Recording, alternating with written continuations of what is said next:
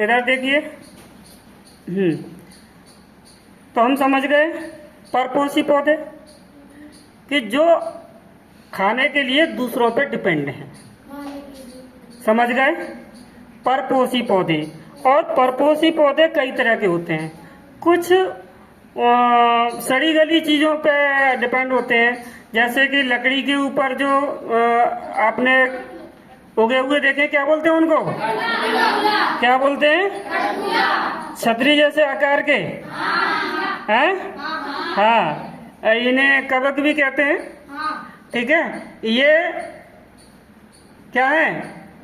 मृतोपजीवी, क्योंकि सड़ी गली लकड़ी के ऊपर उग रहे हैं, मरे मराई चीजों के ऊपर, है ना।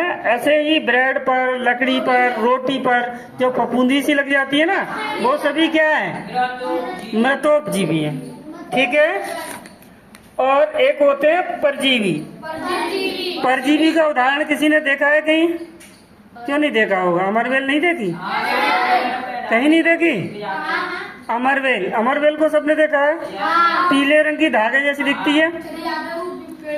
हाँ, उसमें बीच बीच में चूसक से होते हैं जो पौधे के जगह जगह चिपके रहते हैं, उससे खाना चूसते रहते हैं।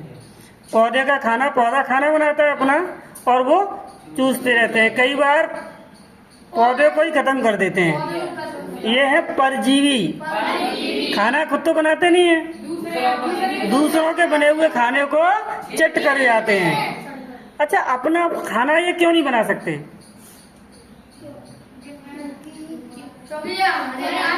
हाँ, वेरी गुड। इनके अंदर पर्णहरिम नहीं है, और खाना बनाने के लिए पर्णहरिम होना जरूरी है। Very good, very good. अच्छा, एक हमने आपको बताया था सहजीवी। क्या बताया था? सहजीवी। ध्यान देना। क्या? सहजीवी। सहजीवी मतलब साथ साथ मिलजुल कर जीने वाले। समझ गए?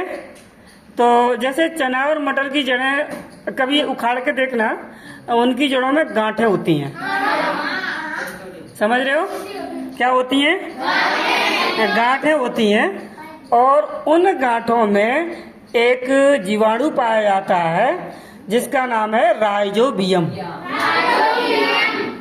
राइजोबियम कहाँ पाया जाता है? चना मटर की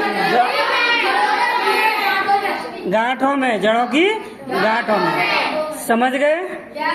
ये क्या इनके मिलजुल के मतलब कैसे सहजीवन, कैसे इनका? आज शांत हो जाओ। देखिए, वातावरण से घुली हुई नाइट्रोजन को वो लेते हैं, उनकी क्षमता है, लेते हैं और उसको नाइट्रेट्स में बदल देते हैं। ठीक है।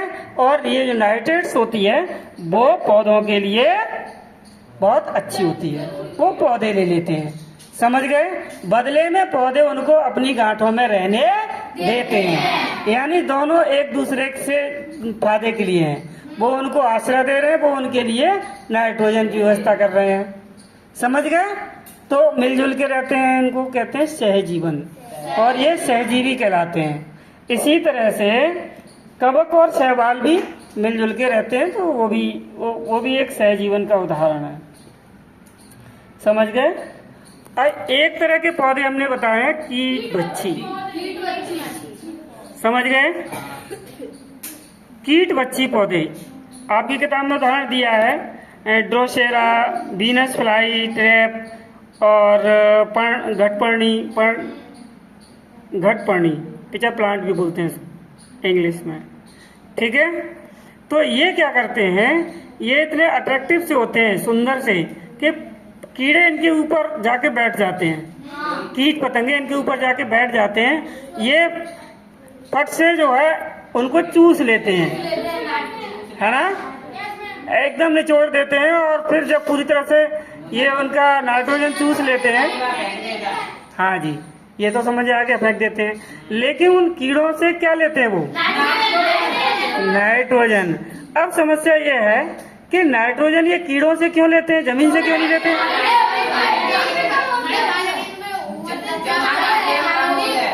एक एक करके। हाँ आजम तुम बताओ।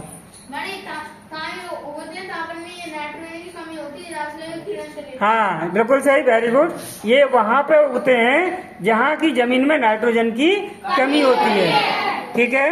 तो ये अपनी नाइट्रोजन की कमी को पूरा करने के लिए कीड़ों से नाइट्रोजन लेते हैं, कीड़ों की जान ले लेते हैं। किसके लिए? नाइट्रोजन के लिए, ठीक है। इनको कहते हैं, क्या कहते हैं? कीट बच्ची, मतलब कीड़े खाने वाला पौधा, समझ गए। और एक होते हैं स्वपोषी, उनको तो आप जानते ही हैं, हरे पौधे जो खाना अपने आप खुद बनाते हैं। हाँ बिल्कुल, जो खाना अपना स्वयं बनाते हैं वो हरे पौधे होते हैं, उन्हें स्वपोषी पौधे कहते हैं, ठीक है। क्लियर हो गया पौधों का? कोई चीज पूछनी हो तो पूछ सकते हो। पूछ रहे हैं कुछ? ठीक है, गुड।